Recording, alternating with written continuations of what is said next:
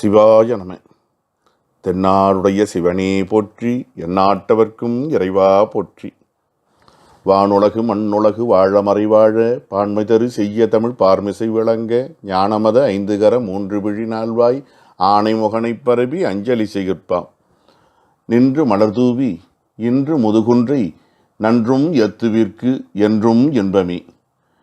நகைக்கின்ற செங்கனி வாயும் எதிர்ந்தோர் நவை முழுதும், தொகைக்கின்ற பேரருள் பார்வையும் மும்மலத் தொக்குவிட, தகைக்கின்ற சின்முத்திரையும் தனிக்கரப் புத்தகமும், ஒகைக்கின்றவால் என்னை பஞ்சாக்கரவன் தன் ஒன்களற்கே. எல்லாம் வல்ல சிவபரம்பொருளின் திருவருளையும், திருக்கைலாய பரம்பரை மெய்கண்ட சந்தானம் திருவாவடுதுறை ஆதீனம் 24ஆம் வட்டம் குருமகா சன்னிதானம் அவர்களின் பொன்னார் திருவடிகளையும் முதற்கண் மனமொழி மெய்களால் வணங்குகின்றேன். குருமகா சன்னிதானங்களின் அருளாணையின் வண்ணம் நன்னூல் இணைய வகுப்பு இனிதின் நடைபெற ஆவண செய்துதவும் ஸ்ரீ தம்பிரான் சுவாமிகள் திருவடிகளுக்கு என் பணிவான வணக்கம். சைவ சித்தாந்த இயக்குனர் ஐயா அவர்களுக்கும், ஆதீன புலவரையா அவர்களுக்கும், சைவ சித்தாந்த பேராசிரியர்கள் மற்றும் அமைப்பாளர் பெருமக்களுக்கும், அடியனுக்கு தமிழ் கற்பித்த சான்றோர் பெருமக்களுக்கும், சைவ அன்பர்களுக்கும், தமிழ் ஆர்வலர்களுக்கும், அன்பு மாணவர்களுக்கும் என் பணிவான வணக்கத்தை உரித்தாக்குகின்றேன். இன்றைய நன்னூல் வகுப்பு 31, பாடம் சொல்லதிகாரம், பெயரியல், பகுதி 1. சொல்லிலக்கணம் உணர்த்தியமையின் சொல்லதிகாரம் என்னும் பெயர்த்து. சொல் என்பது ஆகுபெயராக சொல் இலக்கணத்தை உணர்த்துகின்றது. ஆகவே இது கருவி ஆகுபெயர். அதிகாரம் என்பது முறைமை, அதிகரித்தல் என்றும் கூறுவர். எழுத்தால் ஆனது, எழுத்தால் அமைவது சொல். எழுத்து பற்றி கடந்த அதிகாரத்தில் சிந்தித்த நாம் இன்று சொல் பற்றி சொல்லதிகாரமாகிய இதன்கண் சிந்திக்கிறோம். எனவே எழுத்ததிகாரத்தை அடுத்து முறையாக சொல்லதிகாரம் அமைக்கப்பட்டிருக்கிறது. இந்த இயல் பெயரியல், வினையியல், பொது இயல், இடையியல், உரியியல் என்பதாகிய வரிசையிலே இந்த அதிகாரம் 5 இயல்களை கொண்டு அமைந்திருக்கக்கூடிய நிலையை பார்க்கிறோம். ஒரு பொருளை பற்றி உரைப்பது பெயரியல். அந்த பொருளினுடைய புடைபெயர்ச்சி, செயல்பாடு, இருப்பு பற்றி பேசுவது வினையியல். பெயர் சொல்லும் வினைச்சொல்லும் முழுமை பெற துணை நிற்பது இடைச்சொல். ஆகவே அது பற்றி பேசுவது இடையியல். பெயர் போலவும் வினை போலவும் அமைந்து பண்பு சார்ந்தும் தொழில் சார்ந்தும் வரக்கூடிய சொற்களை கொண்டதாக அமைவது உரிச்சொல், அது உரியியல். இந்த 4ஐயும் பேசி இந்த 4ற்கும் பொதுவான செய்திகள், இவற்றில் எஞ்சிய செய்திகளை பேசுவது பொதுவியல், அது 5ஆவதாக வரும். இப்படி சொல்லுவது ஒரு மரபு. ஆனாலும் கூட பெரும்பாலும் நமக்கு அமைந்திருக்கக்கூடிய சொல்லதிகார அமைப்பை பற்றி பார்க்கிற பொழுது பல பதிப்புகளிலும் பெயரியல், வினையியல், பொதுவியல், இடையியல், உரியியல் என 5ஆக வைக்கப்பட்டிருக்கக்கூடிய இந்த வரிசை முறையைத்தான் பார்க்க முடிகிறது. இதற்கு அவர்கள் சொல்லக்கூடிய சமாதானம், இது சிங்க நோக்காக அந்த பொதுவியல் முன்னும் பின்னும் பார்க்கிறது என்று சொல்லுகிறார்கள். பழைய உரையாசிரியர்களுக்கு அதிலே உடன்பாடு இல்லை. அவர்களை பொறுத்தவரையிலே பொதுவியல் இறுதியில் தான் வைக்கப்பட்டிருக்க வேண்டும் என்கிற கருத்திலே அவர்கள் தெளிவாக இருக்கிறார்கள். ஆனால் இன்றைய பதிப்பு வரிசைகளை பார்க்கிற பொழுது பொதுவியல் இடையில் தான் இருக்கிறது. சரி, முதல் நூற்பாவுக்கு செல்வோம். கடவுள் வணக்கம். இதை தற்சிறப்பு பாயிரம் என்றும் சொல்லலாம். முச்சகம் நிழற்றும் முழுமதி முக்குடை, அச்சுதன் அடிதொழுது அறைகுவன் சொல்லே. முச்சகம், நடுவுலகம், மேலுலகம், கீழுலகம் ஆகிய இந்த 3 உலகங்களிலும் நிழற்றும், நிழலை தந்து உதவுகின்ற, முழுமதி போலும் முக்குடை, முழுமதி பௌர்ணமி நிலவு 16 கலைகளும் கொண்டது. அது போன்ற முக்குடை, 3ஆக அடுக்கப்பட்ட கொடை. அதன் கீழே இருந்து அருள்பாலிக்கக்கூடிய அச்சுதன், அருகதேவனுடைய பெயரில் ஒன்று. அடி தொழுது, அவருடைய திருவடி தாமரைகளை தொழுது அடியேன் சொல் அறைகுவன், சொல்லிலக்கணத்தை கூறத் தொடங்குவேன். அறைகுவன், அரை பகுதி, கூ சாரியை, யு எதிர்கால இடைநிலை, அன் தன்மை ஒருமை வினைமுற்று விகுதி. அறைகுவன் சொல்லி இலக்கணத்தை அறைகுவேன். அறைகுவன் என்று வர்றது உண்டு, அறைகுவன் என அவர் ரெண்டையும் பயன்படுத்துகிறார். சரி, இதிலிருந்து என்ன தெரியுதுன்னா, 3 உலகங்களுக்கும் நிழலை செய்யக்கூடிய முழுமதி போலும் 3 கொடையின் கீழே அழிவில்லாத கடவுளாக விட்டிருக்கக்கூடிய அந்த பெருமானுடைய திருவடிகளை வணங்கி முன் அதிகாரத்திலே சொல்லப்பட்ட எழுத்து சார்ந்து எழுத்தாளாகிய சொல்லிலக்கணத்தை அடியேன் இந்த அதிகாரத்தில் கூறப்போகிறேன். செய்யப்படுபொருளை சொல்லிவிட்டார். சொல்லு இறைவனை வணங்கின்னு சொல்றாரு.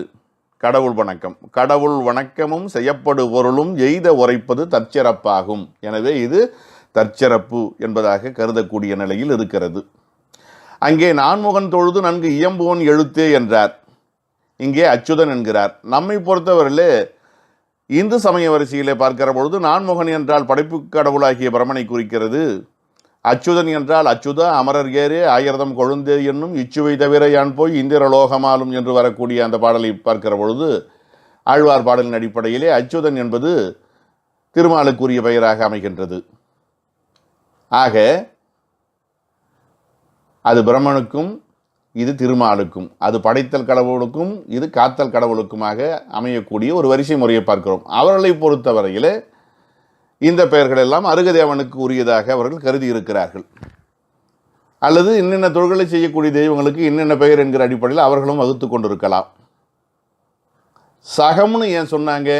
தோன்றி அழியும் இயல்புடையது உலகம் ஆகியனாலே இது சகம் என்று சொல்லப்பட்டது. சகம்னா தோன்றி அழியக்கூடியது. அப்படி தோன்றி அழியக்கூடிய ஒன்றை காப்பாற்றக்கூடிய சக்தி யாரிடத்தில் இருக்கும்? தோன்றி அழியாத ஒருவனால் தான் அது சாத்தியப்படும். எனவே அவன் அச்சுதன் எனப்பட்டான். அச்சுதன் என்றால் அழிவு இல்லாதவன் அர்த்தம். சுதம்னா அழிவு, சுதம் அழிவு இன்மை, அச்சுதம்னா அழிவின்மை. சில பேர் அச்சுதன் என்பதற்கு தன்னை சரணாக அடைந்தவர்களை கைவிடாதவன் எனவும் பொருள் கூறுகிறார்கள். அதுவும் ஏற்புடையது. அது என்ன? முக்குடை, சந்திராதித்யம், நித்திய வினோதம், சகலபாசனம் என்பதாக அந்த கொடைகளினுடைய பெயர் சொல்லப்படுகிறது. அவை வரிசையாக ஒன்றன் கீழ் ஒன்றாக அமைந்திருக்கக்கூடிய ஒரு தன்மையை பார்க்கிறோம். பொதுவாகவே கொடை என்பது மக்களை மழையிலிருந்தும் வெயிலிலிருந்தும் பாதுகாக்கக்கூடியது. அரசனானவன் தன்னுடைய வெண்கொற்ற கொடையின் கீழே அமர்ந்து உலக உயிர்களுக்கு நன்மையை செய்யக்கூடியவன்.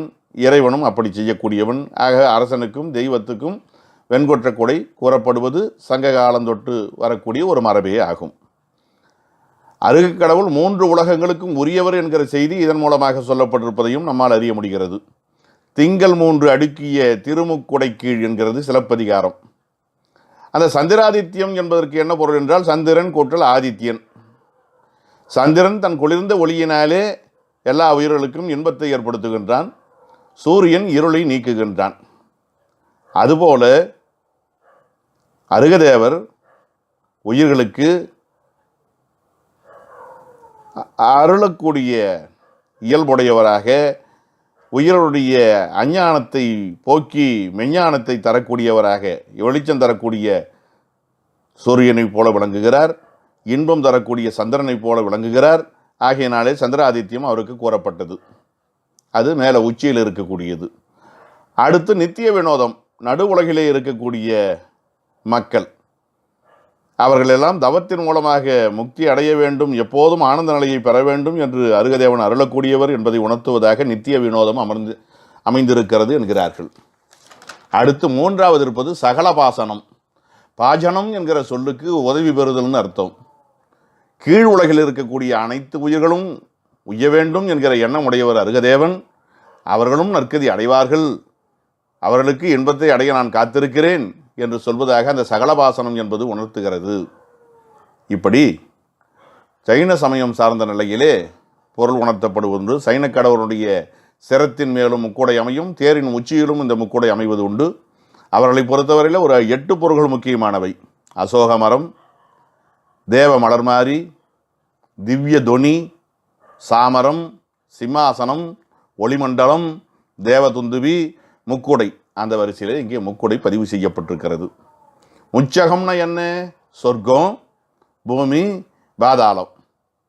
இதை எதை வச்சு சொல்லலான்னு கேட்டால், மக்கள், தேவர், நரகர்னு அவர் பிறகு சொல்ல போகிறார். அதனால் அதை வச்சு நம்ம புரிஞ்சுக்கலாம். ஒன்று சொர்க்கம். சொர்க்கங்கிறது நன்மையை செய்தவர்கள் மகிழ்ச்சியாக வாழக்கூடிய போகபூமி.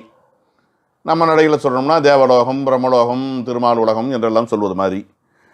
நடுவில் இருக்கக்கூடியது கண்மபூமி அல்லது இதையும் போகபூமின்னு சொல்லலாம். நல்லது கெட்டது ரெண்டையும் சேர்த்து, இன்ப துன்பம் ரெண்டையும் அனுபவிக்கூடியது நடுவில் இருக்கக்கூடியது. அதே நேரத்தில் கண்மபூமி. இன்னொன்று கீழே இருக்கிறதும் போகபூமி, அது துன்பத்தை அனுபவிக்கக்கூடியது. அது நரகம்னு பேர். சொர்க்கம், பூமி, பாதாளம் அல்லது நரகம். நம்முடைய உரையாசிரியர் வரிசையிலே சங்கர நமச்சிவாயர் அவர்கள் குறிப்பிடுகிற பொழுது, மேலே அதிகாரத்து படைப்பது குறித்து நான்முகன் என சொல்லினார், இங்கே காப்பது குறித்து அச்சுதன் என பெயர் சொல்லியிருக்கிறார் என்று ஒரு பெயர் விளக்கம் தருகிறார். இதிலே சொல்லே என்பதிலே ஏகாரம் ஈற்றசை, யான் என்பது இங்கே தோன்றா எழுவாயாக வந்திருக்கிறது. யான் அரைகுவன் என்று அமைத்து கொள்ள வேண்டும். யான் அரைகுவன் சொல்லிலக்கணம் கூறுவேன் என்றதுனால இது நுதலி புகுதல் என்னும் உத்தியின் கண்ணியே அமைகின்றது. ஆக நூலின் தொடக்கத்திலே கடவுள் வாழ்த்து சொல்லலாம். இது என்ன பகுதிதோறும் கடவுள் வாழ்த்து சொல்லுவதாக இருக்கிறது என்று சிந்திப்பவர்களும் இருக்கிறார்கள். மயிலநாதரும் அப்படி ஒரு கேள்வி கேட்டுக்கொண்டு பதில் சொல்லுகிறார். அவருடைய கருத்து என்னென்னா, அதிகாரங்கள் தோறும் பொருளால் வேறுபடுகிற காரணத்தினாலே வெவ்வேறு அதிகாரத்துக்கு வெவ்வேறு, அது முழுநூல் போல கருதி தனித்தனி தலைப்பு வைக்கப்பட்டிருக்கிறது, தனித்தனி கடவுள் வாழ்த்து கூறப்பட்டிருக்கிறது என்று கருதுகிறார். ஆம், அதுதான் சரியாக இருக்கும். பகுதிகளையே நூல் போல கருதக்கூடிய இயல்பு படைத்தவராக இவர் இருக்கிறார் என்பதை உணர முடிகிறது. இப்படிப்பட்ட மரபு உண்டு என்பதை கம்பராமாயணத்தில் பார்த்தாலும் ஒவ்வொரு காண்டத்திலையும் அது தொடங்குகின்ற பொழுது கடவுள் வாழ்த்து அமைந்திருக்கக்கூடிய ஒரு தன்மையை நாம் பார்க்கலாம். அதனால் அது ஏற்புடையது தான். ஆகையினால முச்சகம் நிழற்றும் முழுமதி முக்குடை அச்சுதன் அடி தொழுது அரைகுவன் சொல்லே. மூன்று உலகங்களுக்கும் நிழலை தரக்கூடியதாகிய முக்குடை, அது முழுமதி போன்றது. அதன் கீழே இருக்கக்கூடியவன் அச்சுதன் என்று சொல்லக்கூடிய அருகதேவன். அந்த பெருமானுடைய திருவடியை தொழுது நான் சொல்லிலக்கணத்தை சொல்லப் போகுகின்றேன். நல்லது. இதில் என்னென்ன அடங்கி இருக்கிறது என்று பொதுவாக தெரிந்து கொள்வோம். சொல்லிலக்கணத்துடைய ஒரு பொது நிலை, நம்ம இதில் இந்த இயல்ல, இந்த பெயர் இயல்ல நம்ம பார்க்க இருக்கக்கூடிய செய்திகள் இவை என்னென்ன, மூவகை மொழி என்னென்னு தெரிஞ்சுக்க போகிறோம், இருதிணை என்னென்னு தெரிஞ்சுக்க போகிறோம். ஓரளவுக்கு நம்ம கேள்விப்பட்டிருப்போம். இருந்தாலும் கூட அது சம்பந்தமாக நுணுக்கமாக சில செய்திகளை நாம் அணுக வேண்டியிருக்கிறது. ஐம்பால் என்னென்ன தெரிஞ்சுக்க போகிறோம். வழக்கும் செய்யுளும், அதாவது உலக வழக்கு செய்யுள் வழக்கு என்னென்ன, குறிப்பு வெளிப்படை தெரிந்து கொள்ளப் போகிறோம். சொல் பாகுபாடு, இயற்சொல், திரிசொல், வடசொல், திசைச்சொல், இது பற்றி தெரிஞ்சுக்க போகிறோம். உயர்தனை பெயர்கள் எப்படி அமையும், அகிரணை பெயர்கள் எப்படி அமையும், இவை இரண்டிற்கும் வரக்கூடிய பெயர்கள், திணை விரவு பெயர்கள் எவ்வாறு அமையும், ஆகு பெயர் என்றால் என்ன, அதனுடைய வகைகள் எப்படிப்பட்டன, எப்படி ஆகு பெயரை கண்டுபிடிப்பது தெரிஞ்சுக்க போகிறோம். 8 வேற்றுமைகள் சம்பந்தமான செய்திகளை முழுக்க, வேற்றுமை உருவுகள் என்ன, அவற்றுக்குரிய பொருண்மைகள் என்ன, இவ்வளவும் தெரிஞ்சுக்க போகிறோம். உருபு மயக்கம் குறித்து தெரிந்து கொள்ளப் போகிறோம். இவையெல்லாம் இந்த பெயர்களின் கண்ணே அமைந்திருக்கக்கூடிய செய்திகள் வரிசையாக நாம் பார்க்க இருக்கிறோம். தொல்காப்பியர் கிளவியாக்கம், வேற்றுமையியல், வேற்றுமை மயங்கியல், வெளிமரபு என பல இயல்களில் சொன்ன செய்தியை இவர் ஒரே இயலில் அமைச்சிருக்கிறார்னு சொன்னால், அந்த நூலை அந்த தொகை வகை விரின்னு சொல்கிறாங்களே, அந்த மாதிரி அதை சில இடங்களில் தொகுத்தும் சில இடங்களில், அதாவது சுருக்கமாக சொன்னதை விரித்து சொல்லியிருக்கிறார், விரித்து சொன்னதை சுருக்கமாக சொல்லியிருக்கிறார் என்று கருதுவதற்கு வாய்ப்பு இருக்கிறது. பார்க்கலாம். சொல்லின் பொது இலக்கணம்.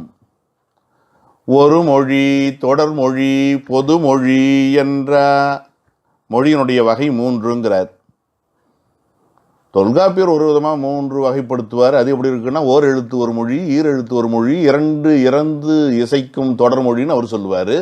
இவர் ஒரு விதமாக வகைப்படுத்துறார். இது புதிது, இதுவரையில் யாரும் சொல்லாதது.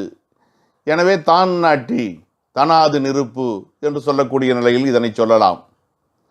ஒரு மொழி, தொடர்மொழி, பொதுமொழி. ஒரு மொழினா ஒரே ஒரு சொல், அது பெயர் சொல்லோ, வினைச்சொல்லோ, இடைச்சொல்லோ, உரிச்சொல்லோ, ஒரு சொல். ஒன்றுக்கு மேற்பட்ட சொற்கள் தொடர்ந்து அமைவது, 2 சொல்லோ 3 சொல்லோ ஒரு தொடர்போடு அமைவது தொடர்மொழி.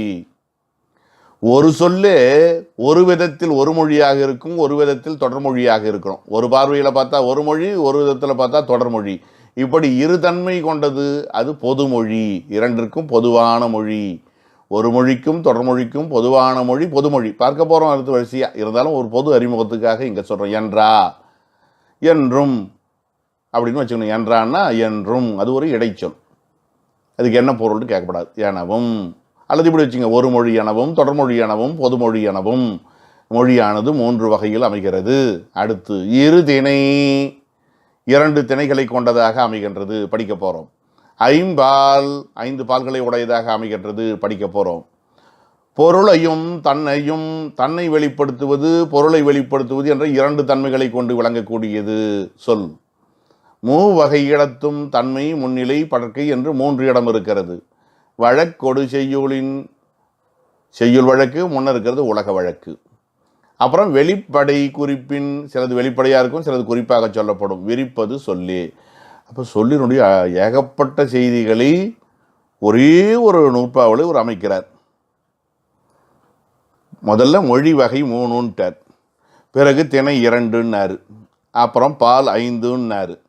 அப்புறம் அது என்ன சொல், தன்னை உணர்த்துதல் பிற பொருளை உணர்த்துதல்னு கேட்டால், பொருள் சொல்லானது தன்னை உணர்த்துதல். இப்போ நெட்டெழுத்து என்று சொன்னால் தன்னை உணர்த்துதல். மேய்ந்ததுன்னு சொன்னால் பசுவை உணர்த்துகிறது, வேற ஒரு பொருளை உணர்த்துகிறது. அப்போ அது பொருளை உணர்த்துதல். பெருதுன்னா எதை உணர்த்துதுன்னு கண்டுபிடிக்க முடியாது. எழுத்தும் பெருசாக இருக்கலாம், பசுமாடும் பெருசாக இருக்கலாம், அதை கண்டுபிடிக்க முடியாது. சரி, ஆக தன்னை உணர்த்துதல் பொருளை உணர்த்துதல். அதுக்கப்புறம் மூவகை இடத்தும் தன்மை முன்னிலை படற்கை. சொல்லுபவர் தன்மை, முன்னால் இருப்பவர் முன்னிலைன்னு சொல்ல முடியாது. ஏன்னா இன்னைக்கு செல்போனை வச்சுக்கிட்டு எங்கேயோ இருந்து பேசுகிறாங்க. ஆக பேசுபவதை கேட்பவர் முன்னிலை அப்படி வச்சுக்குவோம். அவங்க எங்கே இருந்தாலும் எந்த நாட்டில் வேணாலும் இருக்கலாம். பேசுபவர் தன்மை, இந்த பேசுவதை கேட்பவர் முன்னிலை. இந்த 2 பேராலும் பேசப்படுபவர் படற்கை. அவன், அவள், அவர், அது, அவை என்று யாரோ ஒரு 3வது நபர் பேசப்படுகிறார் இவங்களால. அவர் படற்கைக்கு போயிடுறார். நான் என்பது தன்மையாக, நாம் என்பது தன்மையாக அமைய, நீங்கள் என்பது முன்னிலையாக அமைய, அவன் முதலானவை எல்லாம் படற்கையாக அமையக்கூடிய நிலையை பார்க்குறோம். அப்புறம் உலக வழக்கு செய்யுள் வழக்கு.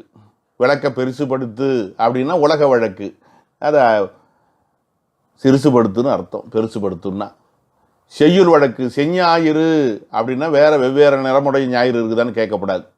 ஒரே ஞாயிறு தான், அந்த அடைமொழி இனம் குறிக்காமல் வந்ததுன்பாங்க. இதெல்லாம் செய்யுள் சார்ந்தது. அப்புறம் வெளிப்படை குறிப்பு. சில சொற்கள் வெளிப்படையாக இருக்கும், சில சொல் குறிப்பாக இருக்கும். அது நரி என்று சொன்னால் அந்த விலங்கியது அது நரி, அது கொள்ள நெறி என்று சொன்னால் அது வெளிப்படை.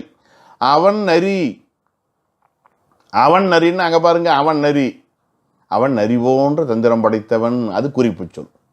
இப்படியெல்லாம் விரிப்பது சொல்.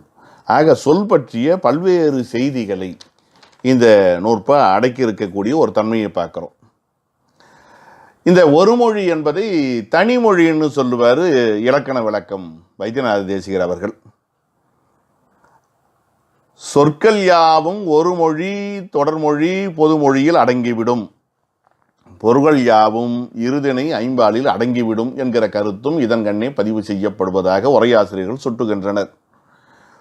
உயிருக்கு கருவியாயிருந்து அறிவு தன்னையும் பொருளையும் விளக்குகின்றது. உயிருக்கு கருவியாக இருந்து தன்னையும் பொருளையும் விளக்குகிறது அறிவு. அதுபோல சொல்லானது தன்னையும் பிற பொருள்களை அடையாளம் காட்டக்கூடிய நிலையிலும் 2 நிலைகளில் அமைந்து இருதிணை ஐம்பால் பொருள்களை அது விளக்கி நிற்கிறது, தன்னையும் பிற பொருள்களையும் விளக்குகிறது என்று சங்கர நமச்சிவாயர் குறிப்பிடுகின்றார்.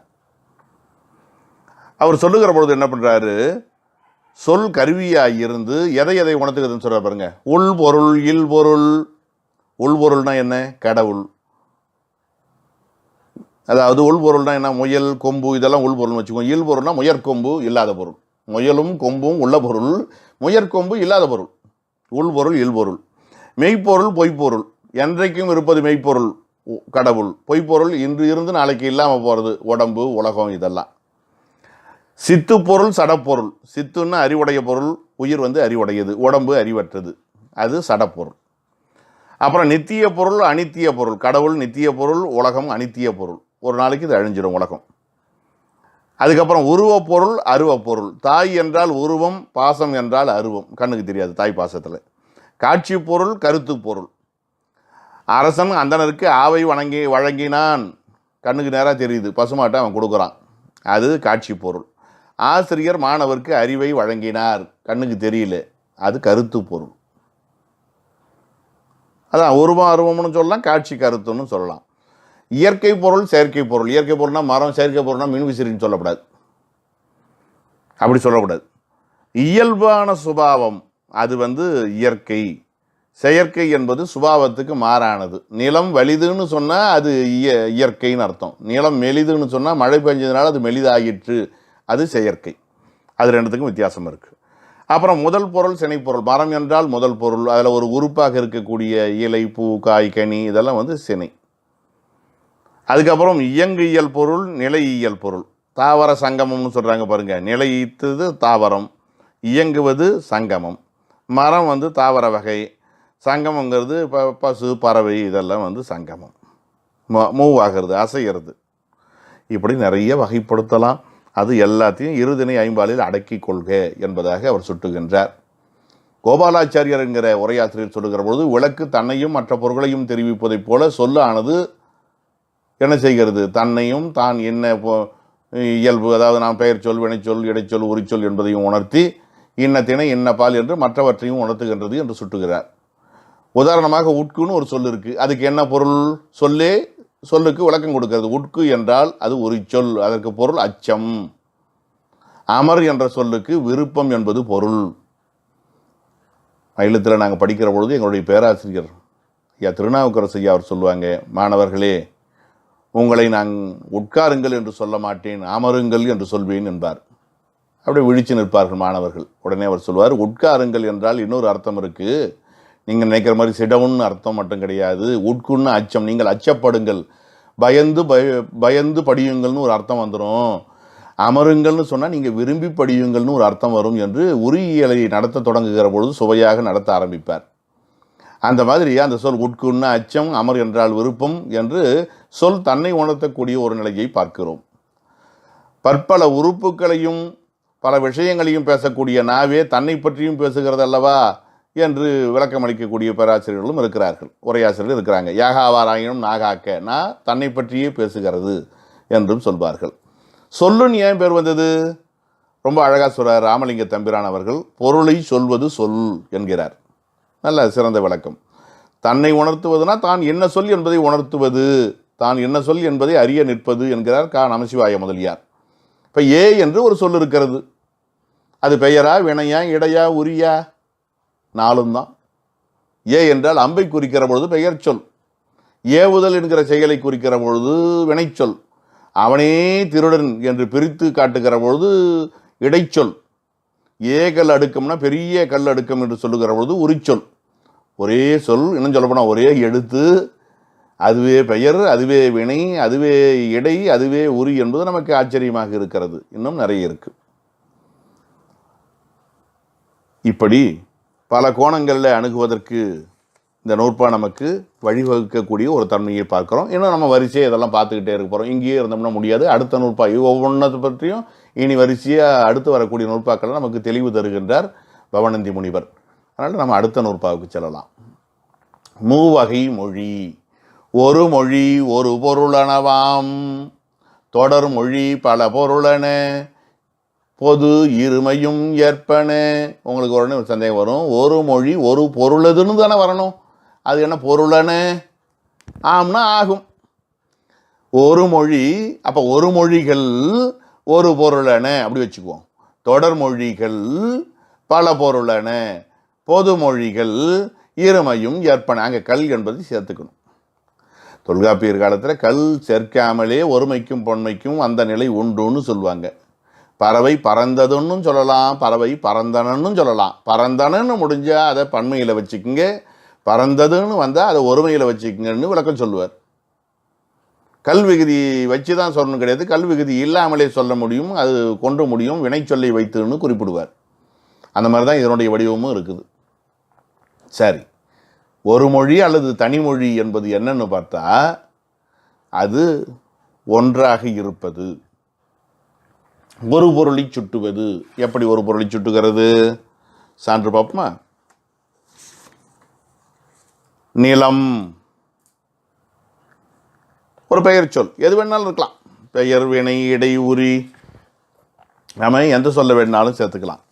அது ஒரு நம்பி, நங்கை, சாத்தன், சாத்தி, நிலம், பறவை. ஒரே ஒரு சொல், ஒரே ஒரு பொருளை உணர்த்தக்கூடிய ஒரு நிலை, தனி மொழி அல்லது ஒரு மொழி. இரண்டு சொற்கள், முருகன் வந்தான், முருகன் உண்டான், கந்தன் சென்றான் என்று சொல்லுகிற பொழுது இரண்டு சொற்கள் அல்லது ரெண்டுக்கு மேலே, முருகன் உணவை உண்டான், முருகன் கடைக்கு சென்றான், முருகன் பால் வாங்கி வந்தான், எப்படியோ இரண்டுக்கு ஒரே ஒரு சொல்லு மட்டும் இருக்குமானால் முருகன் இது ஒரு நபரை குறிக்கிறது, அல்லது வந்தான் இது ஒரு செயலை குறிக்கிறது. இப்படின்னா வந்தான்னா யாருன்னு தெரியல, முருகனான்னு தெரியல, முருகனை தான் அவன் என்ன பண்ணான்னு நமக்கு தெரியல. ஆக ஒரு மொழி, அது பெயரோ வினையோ இடையோ உரியோ ஒன்றே ஒன்று வந்தால் அதுக்கு பெயர் ஒரு மொழி. ஒன்றுக்கு மேற்பட்ட சொற்கள் தங்களோடு தொடர்புடையனவாக நிற்கிற பொழுது அது ரெண்டு சொல்லோ மூணு சொல்லோ அதெல்லாம் லிமிட், ஒரு எல்லை இல்லை, அவை தொடர்மொழி. சரி, இந்த ரெண்டு தன்மையும் ஒரே சொல், ஒரு விதத்தில் பார்த்தால் ஒரு மொழி, இன்னொரு விதத்தில் பார்த்தால் தொடர்மொழி. பிரிக்காமல் பார்த்தால் ஒரு மொழி, பிரித்து பார்த்தால் தொடர்மொழின்னு இருக்குதுன்னு வச்சுக்கோங்க, அதுக்கு பெயர் பொதுமொழி. பாருங்க, நிலம் என்றால் ஒரு மொழி அல்லது தனிமொழி, நிலம் கடந்தான் என்று சொன்னால் தொடர்மொழி, தாமரை என்றால் பொதுமொழி. அது என்ன தாமரை? தாமரை இது பிரிக்காம பார்த்தீங்கன்னா, அதாவது பிரிமொழி சிலையடைன்னு ஒன்று சொல்லுவாங்க, சிலையடையில் அது பிரிக்காம இருந்தால் ஒரு அர்த்தம் தரும், பிரிச்சா ஒரு அர்த்தம் தரும். அதாவது வெவ்வேறு நோக்கத்தில் பிரிக்க பிரிக்க வெவ்வேறு அர்த்தம் தரும்னு சொல்லுவாங்க. இங்கே பாருங்க, தாமரை என்பது பிரிக்காம பார்த்தீங்கன்னா ஒரு மொழியாக இருந்தால் தாமரை மலரை குறிக்கிறது. இதுவே பிரிச்சிட்டிங்கன்னு வச்சுக்கோங்க, தாமரை தாவுகின்ற மறை, தாவிய மறை, தாவும் மறை என்று துள்ளி குதிக்கிற மானாக நீங்கள் அர்த்தம் பண்ணி விட்டீர்களானால் இதனுடைய பொருண்மை வினைத்தொகையாக மாறுகிறது. பாருங்க, தாவுகின்ற மான், அப்ப ரெண்டு சொல்லாயிடுது, ரெண்டு சொல்லாயிடுது. அப்ப அது தொடர்மொழி ஆயிடுது. ஒரு விதத்தில் பார்த்தால் தனிமொழி, ஒரு விதத்தில் பார்த்தால் தொடர்மொழி. ரெண்டு தன்மையும் இருக்கிறதுனால இதுக்கு பொதுமொழி. இந்த மாதிரி நிறைய சொற்கள் இருக்குது. பலகை பார்த்தா பலகைன்னு ஒன்றே ஒன்று, மரப்பலகைன்னு வச்சுக்கோங்க ஒன்று. பல கூட்டல் கையினா பல கைகள், பொருளை பலவாயிடுது. எட்டு, எண்ணிக்கை 7க்கு அடுத்த 8ன்னு பார்க்குறீங்க. எல் கூட்டல் தூன்னா எல்லை உண்பாயாக தின்பாயாக, பொருள் மாறி போச்சு. கொட்டு, தலையில் கொட்டுங்கிறது ஒரு சொல்லு. கொல் கூட்டல் தூன்னா கொள்ளை உண்பாயாக, பொருள் மாறி போச்சு. வேங்கை அது ஒரு மரத்தை குறிக்குதுன்னு வச்சுங்க, அல்லது ஒரு விலங்கை குறிக்குதுன்னு வச்சுங்க. வேம் கை, வேகின்ற கை, நெருப்பில் வேவறது, பொருள் மாறி போச்சு. எழுந்திருந்தார், எழுந்திருச்சார்னு அர்த்தம். இன்னொன்று எழுந்து இருந்தார், எழுந்து உக்காந்துக்கிட்டாரு, படுத்திருந்தவர் அப்படின்னு சொல்லலாம். இப்படி பல நிலைகள் உண்டு. இன்னும் சிலர் கேள்வி கேட்குறாங்க, ஐயா சேனை குழாம் என்பனவெல்லாம் ஒரு மொழியா பல மொழியா? ஏன் சேனை என்றாலும் குழாம் என்றாலும் அடிசில் என்றாலும் எங்களுக்கு குழப்பம் வருகிறதே. சேனைனா ரத்த கஜ துறக்க பதாதின்னு சொல்கிறோமே, யானைப்படை, குதிரைப்படை, தேர்ப்படை, காலாட்படை இதெல்லாம் இருக்குதே. குழாம்னு சொன்னால் பல பேருடைய கூட்டம் இருக்கிறதே. இது ஒருமையாக பன்மையான்றாங்க. அந்த ஆராய்ச்சியெல்லாம் இங்கே சொல்லலை. இங்கே சொன்னது ஒரு சொல் ஒரு பொருளை தருகிறது. சேனை அந்த கூட்டத்தை குறிக்கிறது, அவ்வளவுதான். குழாம்ன்றதும் நம்மை பொறுத்தவரையில் அது ஒரு மொழியில் அடக்கப்பட வேண்டியது. அடிசில் அது சோறு குழம்பு கூட்டு பொரியல் எது இருந்தாலும் சரி, நமக்கு தேவை அடிசில். அங்கே ஒரு மொழியில் தான் இது அடங்கும். சந்தேகம் வருது மாணவர்களுக்கு, ஆசிரியர் விளக்கம் தராரு, ஒரு மொழியில் தான் நீங்கள் அடக்கணும். சரி சரி, பொதுவாக மொழிங்கிறது தொடர்ந்து தானே வரும். இது எப்படிங்க ஒரு மொழின்னு எப்படிங்க பெயர் வச்சிங்கன்னு கேட்குறாங்க. அதுக்கு சிவஞான முனிவர் தரக்கூடிய விளக்கம் பார்க்கிற பொழுது, மொழிகள் தொடராமல் எந்த இடத்திலும் தனித்து நிற்பது கிடையாது. இந்த பொருளுக்கு இந்த சொல் உரியது என்று இறைவனாலும் அறிவுடையோராலும் ஏற்கனவே படைப்பு காலம் தொட்டு வரக்கூடிய ஒரு நிலை உண்டு. இப்போ தொடர்மொழி இடத்துல 2 முதலான சொற்களிலே ஒன்று நின்று இன்னும் சிலது இல்லாமல் இருப்பதும் உண்டு. அந்த தனித்து நிற்கும் சொல்லு ஒரு மொழி எனப்படும். இப்போ ஒருத்தன் இடத்துல இன்னொருத்தன் வரும்பொழுது நீ வா, அவனை வான்னு கூப்பிட்றான். அங்கே நீங்கிற சொல் மறைந்து இருக்கிறது, ஆனால் வா என்கிற சொல் பொருள் தருகிறது. அது பேர் தான் தனிமொழி அல்லது ஒரு மொழி என்று விளக்கம் தருகிறார் ஆசிரியர், உரையாசிரியர். சரி, அந்த ஒரு மொழி எப்படி பொருள் தருகிறது? சமய ஆற்றலால் பொருள் தருகிறது. சமய ஆற்றல்னா காலங்காலமாக வர மரபு, இதுக்கு இதுதான் பொருள், மாற்றியெல்லாம் சொல்ல முடியாது. நிலம்னா நிலம்தான், மண்ணு தான் குறிக்குது, நீரை குறிக்கிறது கிடையாது. சமய ஆற்றலால் இன்னதற்கு இது பொருள் என்று வரையறுக்கப்பட்ட நிலை அது. தொடர்மொழி இருக்கிறது, அது 3 விதமாக பொருள் தரக்கூடிய நிலை. ஒன்று அவாய் நிலை, ஒரு சொல் இன்னொரு சொல்லை அவாவி நிற்பது, வேண்டி நிற்பது. படித்து அப்படின்னு அப்படியே விட்டுருவீங்களா வார்த்தையை? முடித்தான் ஒரு வார்த்தையை, அது அவாவி நிற்கிறது. வந்தான் அப்படியே விட்டுருவீங்களா? யார் வந்தவன்? முருகன், அவாவி நிற்கிறது. மரம் என்ன ஆச்சு? ஏதாச்சு? வளர்ந்ததா விழுந்ததா? அவாவி நிற்கிறது. அதெல்லாம் தொடர்மொழி என்பது அவாய் நிலை. ஒன்று. அடுத்தது தகுதி. இந்த சொல்லுக்கு இதுதான் வரும், இதுதான் என் தகுதி. ஒரு முறை இருக்கிறது. தீ அல்லது தீயால், தீ சுடும், தீயால் சுட்டான் அப்படிதான் சொல்ல முடியும். தீயால் நனைத்தான் வேணா கவிதை வேணா எழுதலாம். கவிதை எழுதிங்கன்னா அதை ரசிப்பாங்க. இயல்பாக சொல்ல முடியுமா தீயால் நனைத்தான்னு? தீயால் சுட்டான், தீ சுடும். ராமனும் பக்கத்தில் சீதையும் வந்தார்கள். அங்கே போய் ராமனும் வேற வார்த்தையை சொல்ல முடியுமா? சொல்லக்கூடாது இல்லையா? சொன்ன பொருள் வராது. அப்போ தகுதி, இதற்கு இது தகுதி, தரமுடையது, தகுதி உடையது, குணமுடையது, தொடர்புடையது. இன்னொன்று அண்மை நிலை. இதன் பக்கத்தில் இது வருதல் என்கிற ஒரு அண்மை நிலைன்னு சொல்லியிருக்காங்க. ஆற்றங்கரையில் 5 கனிகள் உள அப்படின்னா, ஆற்றங்கரை சமீபமாக, ஆற்றுக்கு பக்கத்தில் இருக்கக்கூடிய கரை, அது சமீபத்தில் இருக்குன்னா ஆற்றங்கரை, அங்கே ஒரு 5 கனிகள் இருக்குது அப்படின்னு, அது வந்து அண்மை நிலைன்னு ஒன்று சொல்கிறாங்க. அவாய் நிலை, தகுதி நிலை, அண்மை நிலை. இதன் அருகில் இதன் இருப்பதால், இது இருப்பதால் என்கிற ஒரு நிலை உண்டு. மொழியியலில் கூட உண்டு அது மாதிரி அண்மை நிலை என்பது ஒன்று உண்டு. பழைய மாணவர் விடுதின்னு வரும். மாணவர் விடுதி பழசா, மாணவர் பழையவரான்னு கேள்வி கேட்கப்படாது. சொல்கிற துணியை வச்சு நம்ம புரிஞ்சுக்கணும். எங்கே அங்கே விட்டு வாசிக்கிறார்களோ அதற்கேற்ற மாதிரி பொருள் பண்ணணும். இப்படி நிலைகள் உண்டு. ஆக மூவகை மொழி என்பது ஒரு மொழி, தொடர்மொழி, பொதுமொழி. இந்த இடத்துல மொழின்னு நம்ம சேர்த்துக்கணும். இப்படி இருமையும் ஏற்பன பொதுமொழி. ஒரு பொருளை மட்டும் தருவது ஒரு மொழி. ஒன்றுக்கு மேற்பட்ட சொற்கள் தொடர்ந்து வருவது பல பொருளை தருவதுன்னா என்ன? பல பொருள் தருதுன்னா இது வந்து சில இடைன்னு நினைக்கப்படாது. அப்படி கிடையாது. பல சொற்கள் சேர்ந்து வருவதுன்னு அர்த்தம் வரணும். பல பொருளை தரக்கூடிய சொற்கள் சேர்ந்து வருதல். முருகன் வந்தான், முருகன் கடைக்கு சென்றான், முருகன் விரைவாக கடைக்கு சென்றான். இப்படி 2 வார்த்தையோ 3 வார்த்தையோ 4 வார்த்தையோ அது அதுக்கு ஒவ்வொரு அர்த்தம் இருக்கிறது இல்லையா? அதனால தான் அது பல பொருள்னு சொல்லப்பட்டது, வேற ஒன்றும் இல்லை. ஆக ஒரு சொல் ஒரு பொருள், ஒன்றுக்கு மேற்பட்ட சொற்கள் சில பொருள்கள், ஒரே சொல் ஒரு விதத்தில் தனிமொழி ஒரு விதத்திலே தொடர்மொழி என அமைவது என்று இதற்கு விளக்கம் தரப்படக்கூடிய ஒரு நிலையை பார்க்கிறோம். இது மூவகை மொழி. அடுத்ததாக இருதிணை. இது நமக்கு தெரிஞ்சது தான்.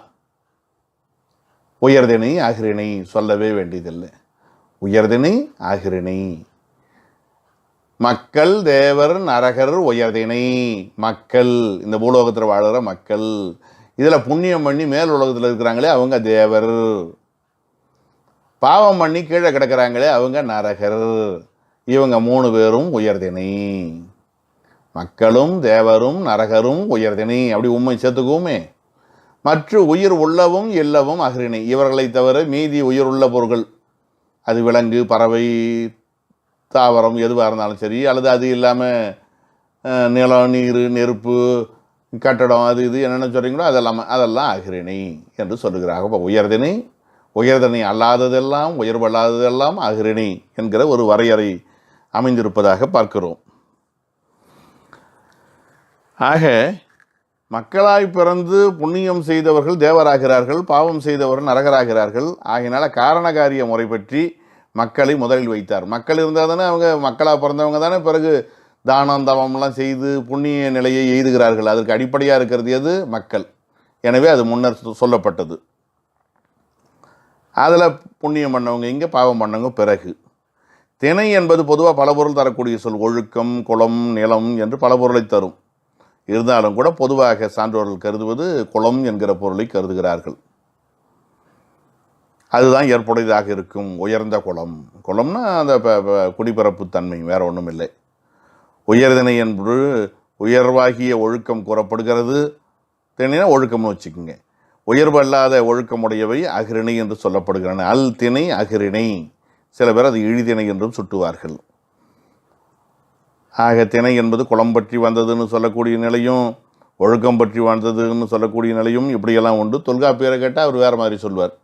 உயர்தனை என்பனார் மக்கள் சுட்டிய, மக்கள் என்று கருதப்படுபவர்கள் சுட்டப்படுபவர் மட்டும்தான் ஏன் உயர்தனை. அதெல்லாம் கூட சில பேர் இருக்கிறான், உயர்தனையிலேயே சேர்க்க முடியாது, அதெல்லாம் அகிரனில் தூக்கி போட்டிருக்கணும்னு முடிவு பண்ணிட்டார். வடிவத்தால் மட்டும் உயர்தனைன்னு நான் ஒத்துக்க மாட்டேன், மனசால் இருக்க வேண்டும். நிறைய பேர் பார்க்கறதுக்கு மனுஷன், ஆனால் அவன் சுபாவம் பூரா மனிதனில் சேர்க்க முடியாது. திருவொற்றியூரில் ஒரு சாமியார் இருந்தார் சொல்லுங்கய்யா, நாய் போகிறது, நரி போகிறது, குரங்கு போகிறதுன்னு சொல்லுவாராமே. அது மாதிரி வடிவத்தை வச்சு உருவத்தை வைத்து கணக்கிடுதல் என்பது பொருந்தாது, பண்பை வச்சு தான் கணக்கிடணும் என்பது தொல்காப்பியருடைய கருத்தாக இருந்திருக்கிறது. அதனால தான் அவர் உயர்தனை என்பனார் மக்கள் சுட்டே அகிரணி என்பவர் அவரால் பிறவே என்று அவர் எழுதியிருக்கக்கூடிய ஒரு நிலையை பார்க்குறோம். அவர் காலத்தில் இந்த புராண கதைகள் அவ்வளவாக இல்லை. இது புராண கதைகளின் அடிப்படையில் பின்னப்பட்டது இந்த தேவர் நரகர். அவர் மக்களை மட்டும் சொல்லியிருக்காரு, மக்களில் உயர்ந்தவர்கள், மக்களில் இழிந்தவர்கள், புண்ணியம் செய்தவர்கள், பாவம் செய்தவர்கள் என்ற இந்த புராணக்கதை மிகுதியும் அந்த காலகட்டம் ஆகியனாலே, அவை செல்வாக்கு பெற்ற காரணத்தினாலே இப்படி ஒரு வகை தொகைப்படுத்தக்கூடிய ஒரு நிலை பவனந்தியாருக்கு ஏற்பட்டிருக்கிறது. வேற ஒன்றும் அதுக்கு காரணம் சொல்ல முடியாது. அது கூட மக்கள் கூட உயிரும் உடம்பும் சேர்ந்து இருந்தால் தான் உயர்தனி, அதுவே தனித்தனியாக போயிட்டா அகிரணி. உடம்பார் அழியின் உயிரார் அழிவார், உயிர் பிரிந்தது, உடம்பு விழுந்தது, உடனே சேர்ந்து இருந்தால் தான் மரியாதை, சேரன்னா போச்சு. பாருங்கள், உயர்தனா செல்வன் யார், மனிதனை வச்சுக்கோங்க, தேவேந்திரன் தேவரை வச்சுக்கோங்க, அசுரன் நரகனை வச்சுக்கோங்க. அகிரணிக்கு பார்த்திங்கன்னா கிளி மற்றும் உயிர் உள்ளது, பசு ஒரு பறவை ஒரு விலங்கு, அப்புறம் உயிர் இல்லாதது மலை, இப்படி சொல்லிக்கிட்டு போகலாம். இருதிணை என்ற வரிசையில் பார்க்கிற பொழுது இப்படியெல்லாம் பொருள் செய்ய ஒரு வாய்ப்பு இருக்கிறது. இதற்கு மயிலநாதர் சான்று சொல்லுகிற பொழுது மகன் வந்தான், மகள் வந்தார், மக்கள் வந்தனர், அவரே பின்னால் சொல்ல போகிற முப்பாலையும் வச்சு சொல்லிடுவார். தேவர் இல்லாத மாதிரி தேவன் வந்தான், தேவி வந்தால், தேவர் வந்தனர், நரகன் வந்தான், நரகி வந்தால், நரகர் வந்தனர், அவர் சரக்கூடிய தரும் சான்று. பிறகு அவர்கள் தவிர மீதி இருக்கக்கூடிய ஊர்வன, தவழ்வன, தத்துவன, நடப்பன, பரப்பன, நிற்பன ஆகிய விளங்காதி உயிருள்ளனவும் நீர், காற்று, நெருப்பு முதலான உயிரற்ற பொருள்களுமாகிய இந்த காட்சி முதற் பொருள்கள் எல்லாம் இதன் கண்ணே அடங்கும் என்று விவரிச்சுக்கிட்டே போவார். அவரை பொறுத்தவரை உயர்தனைனா என்ன கேட்டால், உயர்னா மிகுதி, திணைனா பொருள் உயர்ந்து கொண்டே போகக்கூடியது, உயர்ந்த உயர்கின்ற உயரும். அப்போ உயர்தனைனா வினைத்தொகைன்வார், அகிரணை அல்லது எழுதினைனா அது பண்பு தொகைன்வார். ஆனால் சிவஞான முனிவர் ரெண்டுமே பண்பு தொகையில் தான் கொண்டு போய் அடக்கிறார். அதுவும் பண்பு தாங்க, உயர்வு பண்பு, இது இழிவு பண்பு. அதனால் ரெண்டுமே பண்புல தாங்க நம்ம சேர்க்கணும் என்பது சங்கர நமச்சிவாயர் மற்றும் சிவஞான முனிவருடைய கருத்தாக விளங்கக்கூடிய ஒரு நிலையை நாம் காண முடிகின்றது. இப்படி சொல்கிறது உண்டு. அதாவது ஆணும் பெண்ணும் ஆகிய இரண்டையும் அடக்குவதற்காக கதிமேல் வைத்து கூறினார். கதின்னா மக்கள் கதி, தேவர் கதி, நரக கதி, விலங்கு கதின்னு ஒன்று சொல்லுவாங்க, அதை விட்டுட்டாங்க. அதை இதில் சேர்த்துக்க வேண்டித்தான் நம்ம. அப்போ கதிகளை ஏன் வச்சு சொன்னாங்கன்னு கேட்டால், ஆண் பெண் இரண்டையும் அடக்குவதற்காக. இங்கே கூட அகிரணை இது பன்மை வடிவம் தானே கொடுத்துருக்காரு, பலர்பால் வடிவம் தானே கொடுத்துருக்காரு. நல்லா பார்த்தீங்கன்னா தெரியும். ஏன்னா ஒருத்தரை சொல்ல, ஆண்பாலை மட்டுமோ பெண்பாலை மட்டுமோ சொல்ல, பொதுவாகத்தான் சொல்லியிருக்கிறார். சரி, அப்புறம் யானை வந்தது, யானைகள் வந்தன, மரம் வளர்ந்தது, மரங்கள் வளர்ந்தன அப்படின்னு நம்ம அகிரணிக்கு சொல்லிக்க வேண்டித்தான். ஒருமைப்பன்மை அதில் அடைக்க வேண்டித்தான். இப்படி நாம் விவரித்து செல்லக்கூடிய நிலை உண்டு.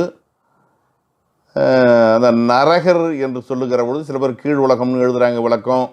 அது பாவம் செய்தவருடைய உலகம்னு வச்சுக்கலாம். ஆனால் இவங்க கார்கோடகன், ஆதிசேடன் முதலானவற்றை சான்று தருகிறார்கள். அவர்களை பொறுத்தவரை நரகலோகமா நாகலோகமானு ஒரு குழப்பம் இருக்கும்னு நினைக்கிறேன். அப்படி சில உரையாசிரியர்கள் செய்யக்கூடிய ஒரு நிலையை பார்க்குறோம். எதுவாக இருந்தாலும் பரவாயில்லை, கீழ் உலகம்னு அவங்க அர்த்தம் வச்சுக்கிட்டாங்க. ஆனால் நமக்கு தெளிவாக இருக்குது, நரகர்னு வந்ததுனால அது பாவ உலகம் தான் வைக்கணும் மொழியை, கீழ் உலகம்னு நம்ம வைக்க முடியாது. அதுக்கு விளக்கம் தருகிற பொழுது நிறைய செய்தி, சேடன், கார்கோடகன், கடவுள், தெய்வம், சூரியன், சந்திரன், கூற்று, களி இவர்களெல்லாம் உயர்தனை வடிவங்களும் அகிரணை வடிவங்களும் சொல்லப்படுகிறார்கள் உரையாசிரியர்கள் சுட்டுகிறார்கள்.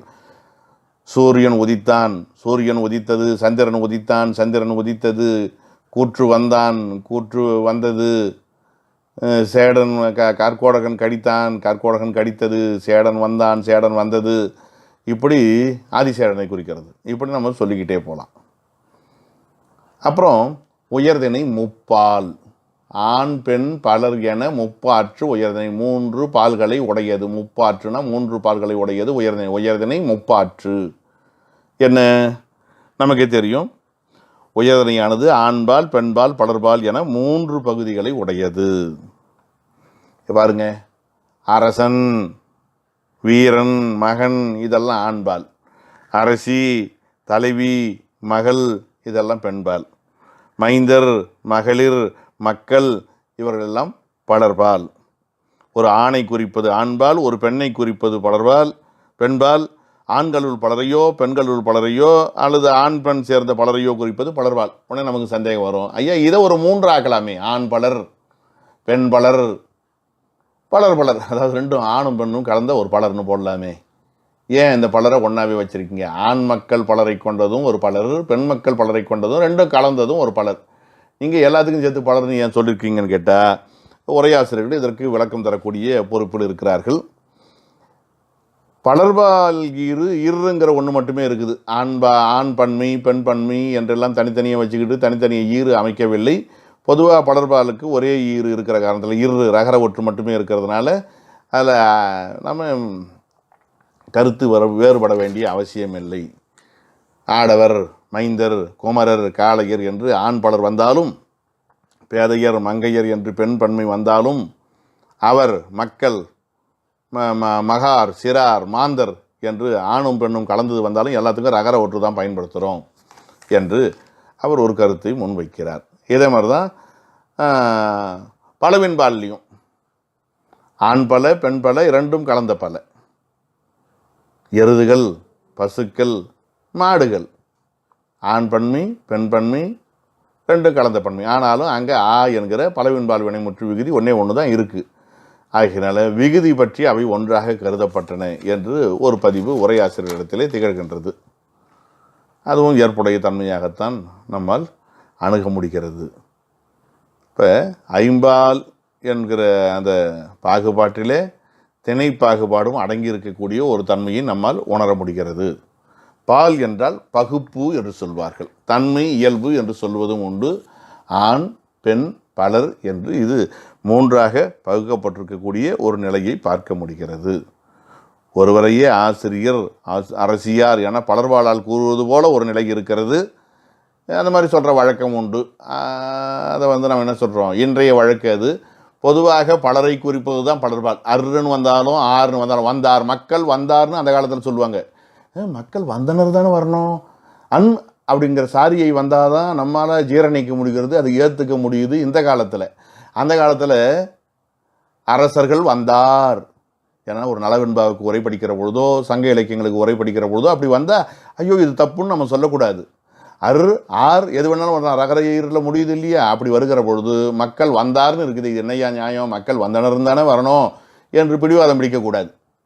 அப்படி வர்றதும் உண்டு. அப்படி வந்தாலும் நம்ம புரிஞ்சிக்கணும். அங்கே கருத்து வேறுபாட்டு கொண்டு நம்ம நிற்கக்கூடாது. ஆகையினால அப்படி ஒரு நிலை இருக்கிறது. இன்றைக்கு நிலைமை என்னென்னா, ஔவையார், ஆசிரியர், தொல்காப்பியர் என்று பலர்பால் விகுதி கொடுக்கக்கூடிய ஒரு தன்மையை பார்க்குறோம். இது மரியாதை கருதி கொடுக்கப்பட்டது. இந்த ஆறுங்கிறது தொல்காப்பியனார்னு தான் முறைப்படி சொல்லணும். தொல்காப்பியனார் என்று தான், அகத்தியனார் என்று அந்த இன்னுக்கு பக்கத்தில் ஆறு சேர்க்கணும். அதுதான் மரபு. அப்புறம் ஔவையாருக்கு எப்படி சேர்க்கறதுன்னு ஒரு குழப்பம் வரும் எல்லாருக்கும். இப்படியெல்லாம் சிந்திக்கும் ஒரு வாய்ப்பு இருக்கிறது.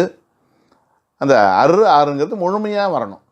தொல்காப்பியர்னு நம்ம அங்கே மாதிரி தொல்காப்பியனார், அகத்தியனார் என்று வந்தால் நம்ம சரியாக அடையாளம் காண முடியும்.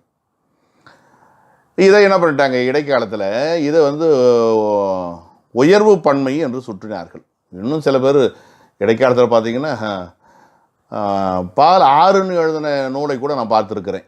எப்படி வந்ததுன்னா, ஆண்பால் பெண்பால் பலர்பால் ஒன்றன்பால் பலவின்பால் உயர்பால்னு எழுதிட்டாங்க. என்ன ஏன் உயர்பால்னு கேட்டால் இதுதான் உயர்பால். ஆசிரியர் வந்தார் உயர்பால்.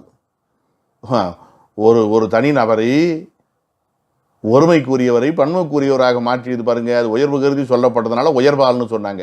நல்ல காலம். அந்த இலக்கணமெல்லாம் பிற்கால பாடநூல்களில் நீடிக்கவில்லை. யார் செய்த புண்ணியமோ அப்படியும் சிலர் எழுதுனாங்க. அப்படி எழுதுறது முறையாகாது இல்லையா? அதனால் ஒரு மரியாதை கருதி ஆசிரியர், அரசியார் என்றெல்லாம் நம்ம சொல்கிறோன்னு சொன்னால் அது உயர்வு கருதி சொல்லப்பட்டதுன்னு சொல்லாமல் ஒழி இந்த 5ஓட 6 வகைப்படுத்துறது தப்பு இல்லையா? அப்படி செய்யக்கூடாது. அது உயர்வு பன்மைன்னு வேறு எங்கன்னா ஒரு அந்த வலு அமைதி இந்த மாதிரி இடத்துல கொண்டு போய் நம்ம ஒரு மரியாதை கருதி சொல்லப்படுது அமைக்கணுமே ஒழிய இதில் நம்ம 6 பால்னு சொல்கிறது அநியாயம். அப்படி சொல்லலாகாது. ஆக உயர்தனை முப்பாலை பற்றி தெரிந்து கொண்ட அளவில் நிறைவு செய்வோம். அப்புறம் அகிரணை இருபால், அப்புறம் திணைப்பால்களுக்கு புறநடை, ஆணும் இல்லாமல் பெண்ணும் இல்லாமல் இருக்கக்கூடிய திருநங்கை நிலை எப்படி சொல்லப்பட்டது, கடந்த காலங்களில் எப்படி அதற்கான வாய்ப்பாட்டு நிலைகள்லாம் அமைந்தன, அப்புறம் சொல்லு தன்னையும் பொருளையும் எவ்வாறு உணர்த்துகிறது, உலக வழக்கு செய்யுள் வழக்கு அந்த மூவிடம் எப்படிப்பட்டது, குறிப்பு வெளிப்படை, இதெல்லாம் நம்ம ஆகு பெயர் இதெல்லாம் நம்ம அடுத்து வரக்கூடிய வகுப்பில் பார்க்கலாம். இந்த அளவுக்கு இன்றைய வகுப்பை நிறைவு செய்வோம். இந்த அளவுக்கு சிந்திக்க திருவருளும் குருவருளும் துணை நின்றதை நெஞ்சார நினைந்து நிறைவு செய்வோம். தென்னாடுடைய சிவனே போற்றி, எந்நாட்டவர்க்கும் இறைவா போற்றி. சிவாய நம.